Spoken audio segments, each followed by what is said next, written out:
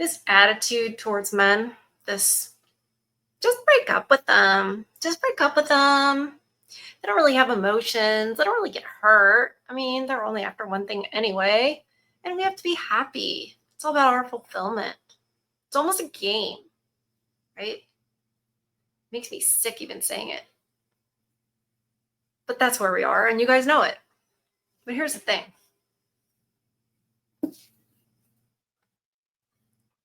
We've been here for a while. It just wasn't always this obvious. What am I holding up? It's a book from 1901. It literally is from 1901 originally. And we're going to time travel today. But first, welcome back to Far From Eden. And first, let's take a look at what I'm talking about. Oh, there's the train. There's Thomas. Let's take a look at what I'm talking about. And like I said, it wasn't always obvious like this. We didn't always have the TikTok confessional booth where you sit in your car and say everything, confess everything, not even realizing how bad it makes you look. And maybe in this society, it doesn't even make you look bad amongst most people. I mean, heck, it's celebrated. But before I go off on a rant, Exhibit A. Okay. I know this popped up on your feed because you either just broke up with a really awesome person or you're about to. And I'm sorry because I am in that with you right now, unfortunately, and it sucks. But I'm making this video to just remind you that although it's hard, what you did, like by breaking up with someone who you know was just not right for you. Just letting you know, here comes the justification. I did something that's like makes me a horrible person, but no, I'm going to tell you why it makes me an amazing person. And you should think I'm great and I'm doing the right thing, not the selfish thing, not the thing that lacks complete foresight. No, this shows my generosity and my kindness and my empathy. Overall, doesn't this show my empathy for him? For you and you weren't right for them, that's actually the most loving thing you can do for someone that you care about. I'm going to give you some context. Long story short, I had been seeing this guy for a couple months and he's great. Literally, there is not a single thing I could say about him that's not good. We challenge each other. We get along really well. We have similar interests. I love his friends. I love his family. We communicate so well. 10 out of 10, healthy relationship. I was blessed. But when he asked me to be his girlfriend, I just felt this sinking feeling in my stomach and I just didn't have peace. So I went home and I tried to just Here's the thing. I didn't have peace. Okay, but I bet it's not for the reason she thinks. I think she didn't have peace because, I think this might mean that I have to be in a responsible situation. This might mean that I actually need to care about someone else in a different way. I have to commit. And we know that all the propaganda, the feminist propaganda and all that tells women and teaches women that that's a bad thing, that they shouldn't commit too early, et cetera, et cetera. And it's made, especially young women, almost allergic to that. It's made them allergic to what would actually be good for them. She loves his family. She loves his friends. He's great. They communicate great. If I believed in government marriage, I would say, hello, you found each other. And they don't want that because then they're not that individual. They're not that, boss babe, goal setter, whatever, feminism teaches us to be. And so remember back in the day when women used to complain about men's fear of commitment, et cetera, et cetera. They were never afraid of it. They put us in different categories. But women have that. And so we're going to make justifications and excuses about why we're just doing the right thing. We just care. We care too much. Like, justify moving forward and try to just like push down this feeling, and I didn't have peace. But I was just reminded, like, why would I choose something for myself or for him, knowing that, like, I didn't have peace? Why would I continue to move forward in something if in the long term it's going to hurt more? And I could have just stopped it now by listening to that still small voice in my spirit that was saying, why is it going to hurt more? Why? You don't have anything indicating that except for some stupid feeling. And now she's going to be like, that still small voice. Are you some like Christian, like non-denominational, I go to a mega church and it's all prosperity and God just speaks to me and I can interpret the Bible? Is that what we're going to do? Are we going to appeal to a higher power? This is not it. This is not what I have in store for either one of you. And that's not a dock at him. That's not a dock at me. You are that still small voice that she was referring, in case you guys aren't up with the, Christian lingo, God was telling her. God was telling her, this is not for, oh, were you sleeping together? What did that still small voice say about that? Allowed to date a great person and them not be the one for you. You do not need to have a crazy explanation of why you're breaking up with them. You don't have to justify the breakup. Sometimes it's just not it. And that's okay. That is enough. That doesn't mean you're both not good people. That doesn't mean you don't care about one another. That actually means that you are great people and you do care deeply about one another, because you have enough respect for the other person to just end it and to care about their future. And have enough respect to lead them on. Going by statistics, mess around with them, sleep with them. Have enough empathy to break their heart. Have enough empathy to lead them on and break their hearts.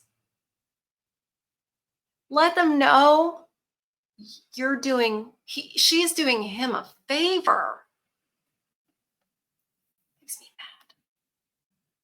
I care about their heart. Whether you are about to break up with someone or you just did. No, lady, no. So let's go back in time and look at a little bit on how women looked at men. More specifically, how a certain spinster looked at them, which there's probably going to be a little resentment, right? If you were a leftover one. These pages are so delicate. Okay, I'm going to show you guys what this old book looks like. You got to be super careful with it. It's over 100 years old. This book is 124 years old. Notes on Men. If the proper study of mankind is man, it is also the chief delight of women. So it's all about what makes women delighted. It is not surprising that men are conceited, since the thought of the entire population is centered upon them. They're so conceited because, it's all centered on them.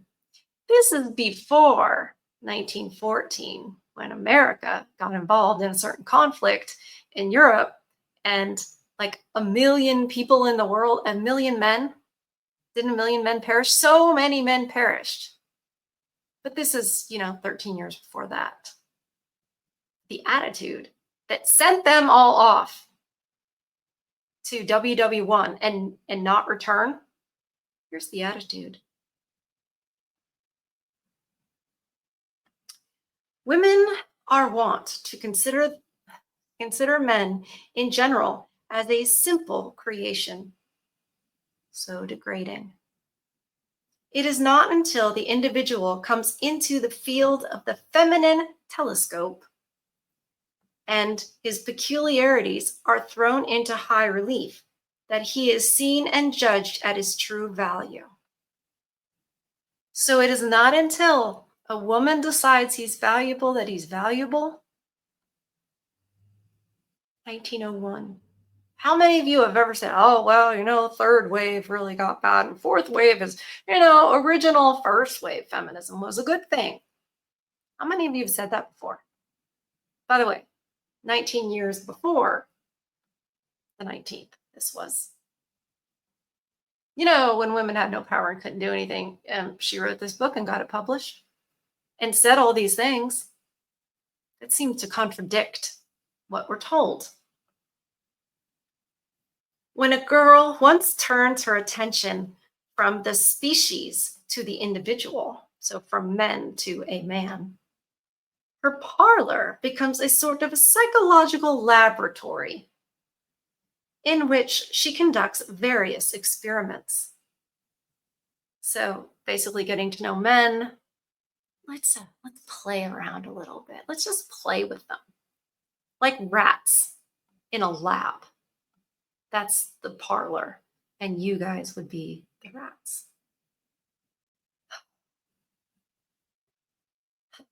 Conducts various experiments. Not, however, without the loss of friends. For men are impatient of the spirit of inquiry in women. So, I guess playing around with their feelings they might not want to be friends with you after that.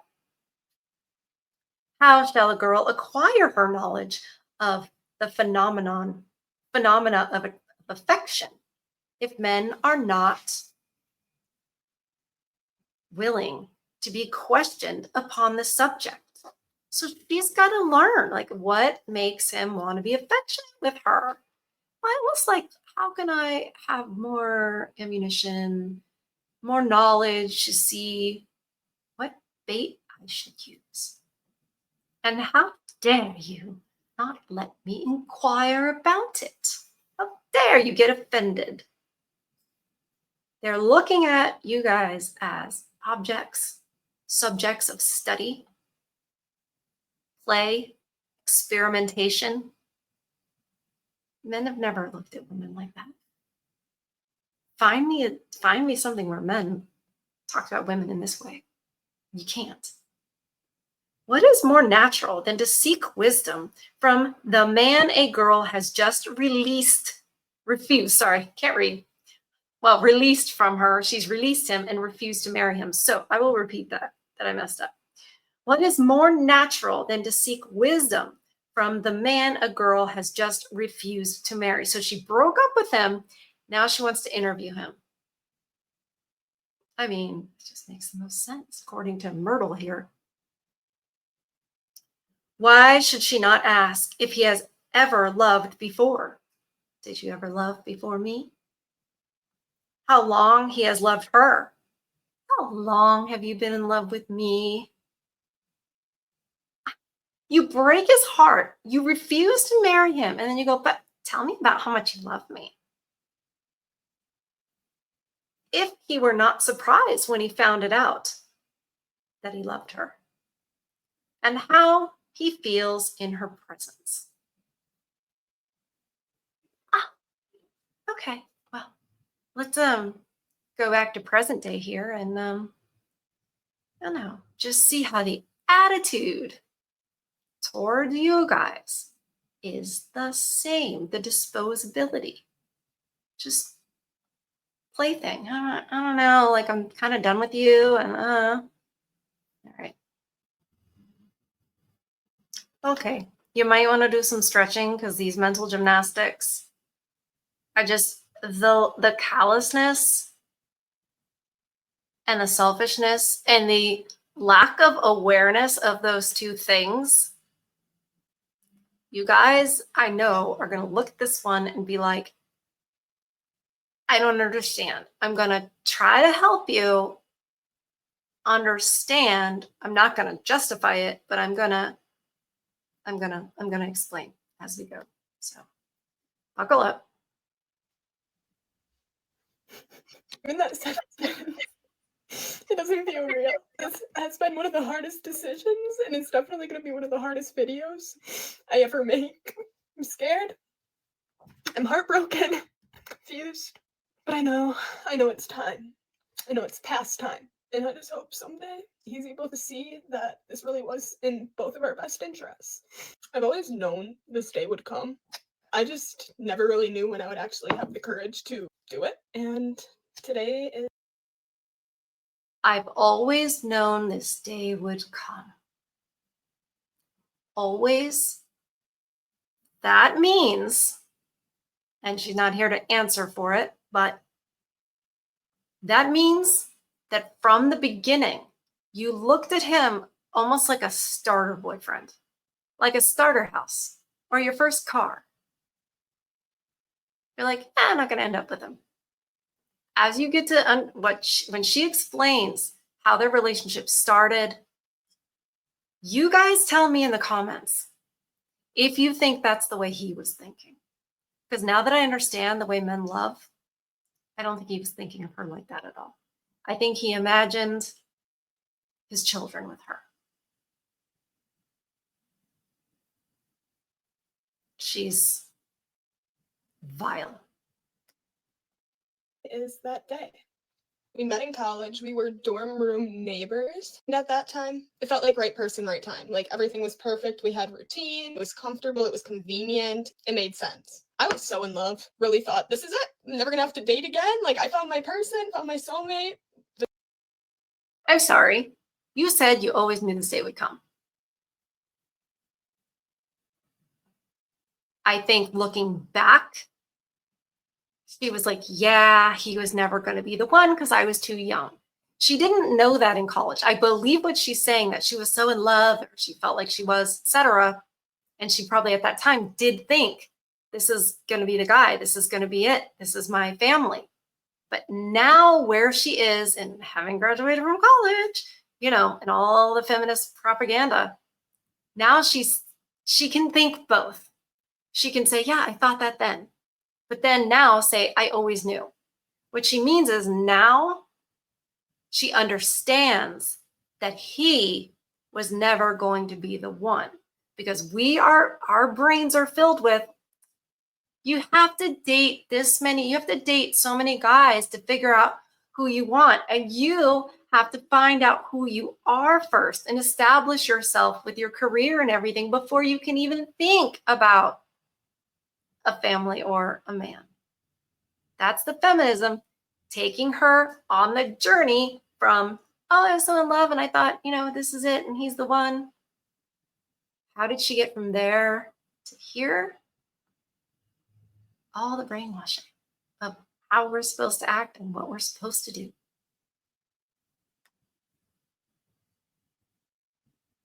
This is the one I'm going to marry. But as we all know, things change. And that's our situation. I graduated college a year and a half ago. We moved out together, even though he was still in college, and was really super excited. This is my first time out of school. I'm ready to kind of explore this life, travel, chase my dreams, getting to know myself. And somewhere in that process, I realized I was outgrowing the version of myself. That's why that feminist lie, that's why they do it. So that it will take you away from the great idea of having a family and being that and fulfilling those roles. If they can take you out of that and say, no, this is when you need to travel and find yourself and this and that. And she's like, and lo and behold, I kind of outgrew it. Yeah. They want you to. They want you to. They want us to become unhusbanded, unmarriageable. Because when you take a a person. You graduate from indoctrination camp / college. You travel and you find yourself in all this. And you chase your dreams, which is like what does that even mean? It doesn't mean anything. It means run away from what you should be doing. Because guess what, lady? We're all in our 40s now. And turns out a lot of us are miserable because we followed that path. I'm not speaking for myself, by the way. They followed that path. And what do you have? What do you have to show for it? What are you even doing? What do you think you're going to be? They all think they're going to build an empire and that's somehow going to be more important than family. Nothing is more important than family. But the state doesn't like family. Family, especially a family that follows God, is the number one enemy of the state. Myself that existed in that relationship. It was honestly like so difficult. Felt myself almost having to shrink down to fit into the relationship. That's kind of when problems really started to happen. I've known in my gut that I was not in the right relationship for me for about 2 years now, but I loved him so much that I just kept thinking to myself, things will change. And I think when we hit that 4-year mark, hit it in April, I kind of did some deep reflecting. I've been like journaling about this because it's been something that's been on my mind for quite a while now. And I noticed some repeated patterns that I was just hoping and wishing would change, but they weren't changing. And another thing I feel like I should add, I don't want to change a person to like fit with me. Like I want to find something that's just natural. We just got to a point where we didn't really see eye to eye anymore. I realized our goals for the future didn't really align. Just certain like things that are definite deal breakers for me. Yeah, I can imagine that. She started to be more disagreeable. She started to be more egotistical. She started to say things like, yeah, I don't even know if I want kids. She started to be less family-minded and less like a wife. And maybe he had some things to say about that. Maybe. Probably. And I was hoping it would change, but that was wishful thinking. I think the part that makes all of this so hard is nothing catastrophic happened. Like, there wasn't any big explosive breakup moment, no cheating, none of that. And that's somehow even more difficult to walk away from. So I packed up 4 years of my life and moved. They wish something happened because then it makes it easier and you don't look like a bad guy. Because you're a bad guy. This is stupid. This is stupid and this is selfish. And it's sad that there's no one in your life to tell you that this is the one and you'll regret it. And also you're breaking his heart and you've been thinking this stuff for like 2 years and you always thought it and whatever. So you're a liar. Okay, got it. Moved last week. Told him that it was kind of just to find myself and like self-growth, which it totally was. But it was also to separate from the situation and give myself that clarity. Are you making the right? Liar. And so many times, this is what women do. Well, it was technically true. I was moving out to like find myself and la la la la la. That's a lie by omission. So like thinking, well, I didn't lie to him. Yes, you did. You were too chicken to tell him how unbelievably selfish you are and that you're going to break his heart because you know it's wrong. Things like this make me mad. And the thing is, a lot of people would look at this girl and be like, oh, she's sweet. It really hurt her too. And the thing is, me as a woman, I see right through all that junk. I see right through all that crap and be like, you are a devil woman for doing what you did. I was about to say he could find an actual more like a wife, but where, right? Where? And are you going to sign that government contract? No. But lady, if this was the other way around and a guy was saying, oh, I knew I was going to break up with her, you wouldn't accept that. You wouldn't. Would you accept men going on TikTok? Well, really, I mean, I did her a favor. You look sweet and innocent and pretty, but you're a snake. And you're going to do this to more men. and men's hearts can be broken. He's probably going to remember you for the rest of his life because he imagined his children, you having his children. He imagined it all because you led him on to think that. And then you got the infected with feminism, and now, nothing's going to be good enough ever.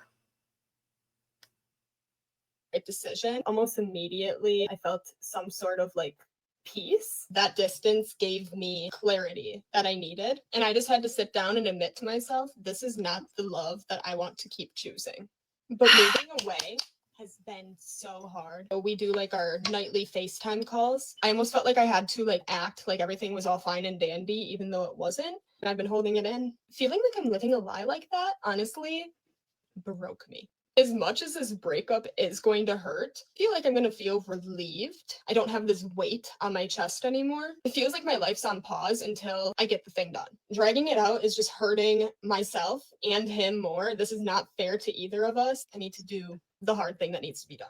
Loving someone and choosing someone are two very different things. You can love something while still realizing it is not good for you. It's just whether or not you choose to walk away. And now I'm choosing to walk away for both of our own goods. I know for a fact I'm the one that has to do it in order for it to be done, even though we both know that this has to happen. I just had to be honest with myself and realize we are not bringing out the best version of each other anymore. This is not really a healthy relationship anymore. Now I have to act. I am terrified to start over. I don't want to live a life out of fear. I want a deep love. I know some people might be wondering, like, why are you making a video about this whole thing? I need this for my coping process, all right?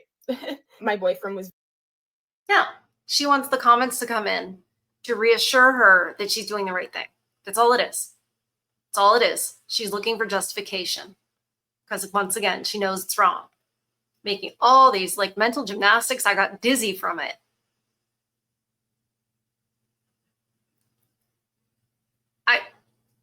It makes no sense. This is why we didn't used to make this decision.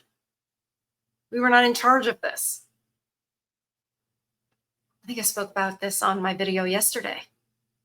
I get going on a theme sometimes because this is just not going to be the right thing for her at the end of the day. It's not.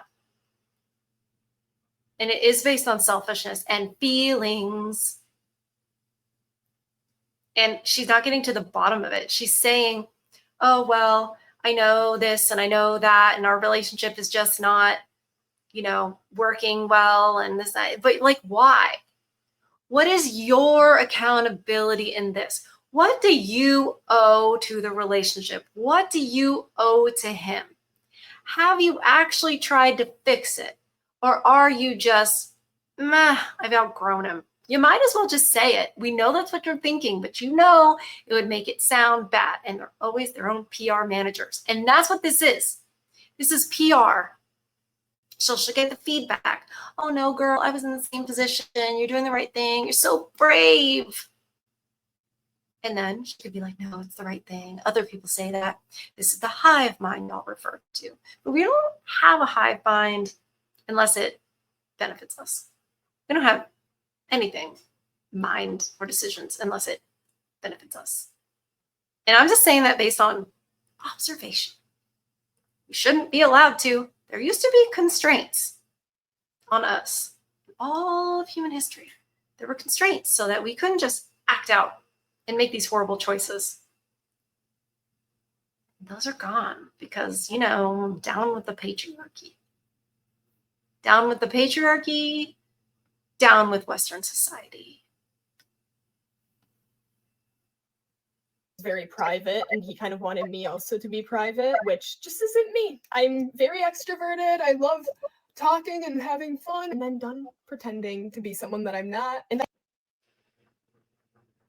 he wanted her to be private, and she's putting this on the internet.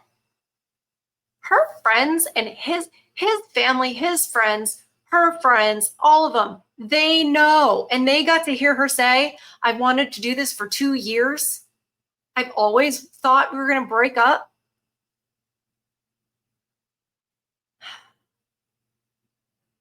Evil. That's evil. The thing is, the devil doesn't show up with like horns and a pitchfork. He looks very different than that. And he doesn't always look like a snake. Sometimes he's pretty and has blonde hair. I also know I am most definitely not the only person out there who's going through a situation like this and holding on to something that is slowly killing them. I'm truly, in my heart of hearts, doing what I feel is right. I can't apologize for that. I am really sad, and it's going to be really hard to see him hurting, but I know in the long run. Well, if you're sad, then it's okay. If you cry, you must be a good person. That's worked for a long time with women, and men are starting to see through it. I just feel really bad for this guy. I feel really bad for this guy. He's learning, oh my God, she's been lying to me. This is fake. Was this ever real? How many of you guys have thought back to relationships from the past and thought, it was never real? This will be for the best for both of us. And I already feel like a part of me that's been missing for so long is coming back. I have no idea what the future has in store. I am optimistic. I'm so proud of myself for sticking to my gut and finally having the courage to follow through. I'm just going to get in there, do it, probably hug forever, and then that'll be it. Don't cry now. You've done so good. I'll keep you guys posted. Wish me luck. Wish you luck. Wish me luck when I go destroy this man. Now that I've humiliated him for thousands on TikTok. It's always been this way. It's been this way for a long time. Just a tiny bit more from Myrtle here. Where were we with Myrtle? Myrtle Reed. The Spinster book by Myrtle Reed. It's not all about spinsters. It's just her point of view. It's her point of view.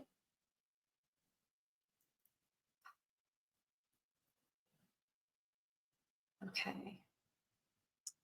What is more natural than to seek wisdom from the man a girl has just refused to marry? Why should she not ask if he has ever loved before, how long he has loved her, if he were not surprised when he found it out, and how he feels in her presence? I know I read that before, but I just thought, let's find out where we are with what she's saying. Yet a sensitive spinster is repeatedly astonished at finding her lover transformed into a fiend without other provocation than this. So she refuses to marry him, which also is probably she's been leading him on, much like the one we just saw. Same. 1901, 2025 was the last TikTok we saw. I wonder how friendly the guy is going to be after she destroys him. But so he becomes a fiend after you've refused to marry him. How dare he? Without other provocation. Like, I didn't do anything. I just refused to marry you. He accuses her of being a heartless coquette, of having led him on, whatever that may mean. And he does not care to have her for his sister or even for his friend. Right. Because it's like, you've wasted my time. You've led me on. This is humiliating. And it seems like it's nothing to you. And now you want to interview me about how much I loved you and when I fell in love with you? 1901, you guys. Why am I reading this? Why do I so desperately need you to know that this is 1901 and obviously the TikToks are 2025? Why am I so passionate in reading The Manipulated Man and The Decline of the American Male and the Spinster book? Why? Because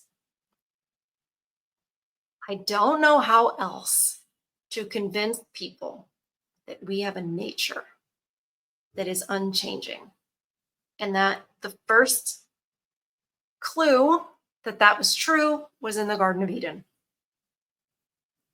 And the fruit, for those of y'all who don't know, I'm just going to totally put it in a nutshell. The fruit represented being like God and knowing, understanding things beyond what Eve knew before. They weren't supposed to eat from that. If they ate from that, it would mean death. Before that, nobody died. Nobody. It was perfect. No sickness, no illness. Fine. Everything's fine. Nobody's hungry. Nobody's poor. Nothing. Don't eat the fruit of that tree. And the snake says, why would God keep this from you? He's keeping this from you. He doesn't want you to have it. He doesn't want you to be like him. And the snake made sure to do this when Eve was alone without Adam, to be like, get out of here, snake. But no, Eve meets this snake, and the snake convinces her, hey, you should have this. God has this. He's keeping it from you. And she wanted it. She wanted that power. She wanted that which she could not have. And she rebelled against the only rule ever.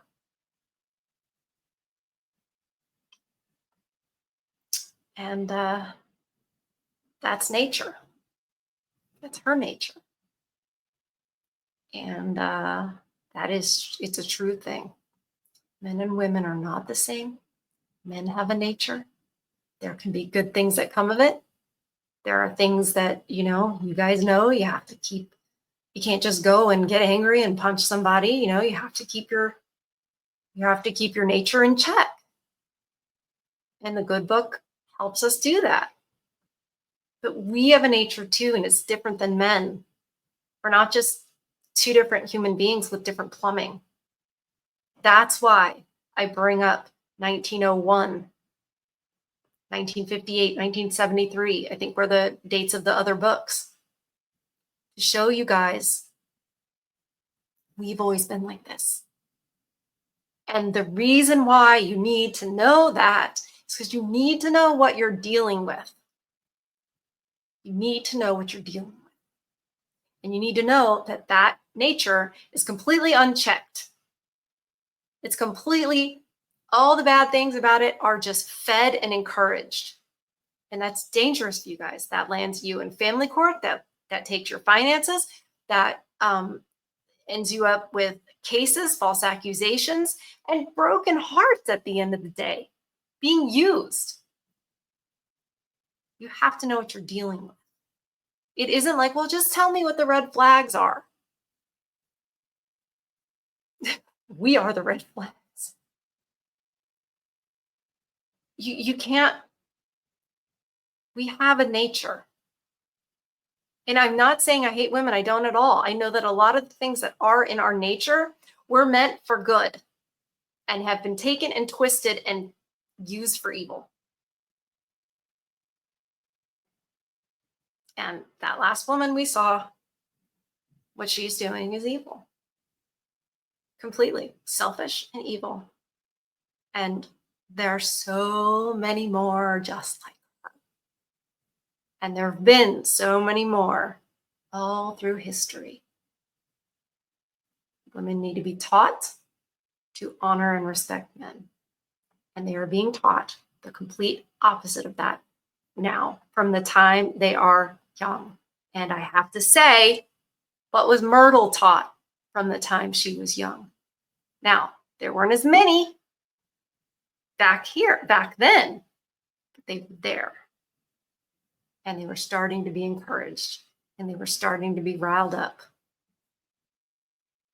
And, well, we all saw 20th century, and now we're in a free fall. So I'll end my rant there. You guys, protect your peace. It's available in the shop. I don't do a lot of plugs for that. This is my favorite mug. And honestly, you have to. This wears on me looking at these women and seeing how hurt you guys are. But then I realized, but you guys are the ones that are hurting. So how dare I be like, oh, well, no, it's too hard.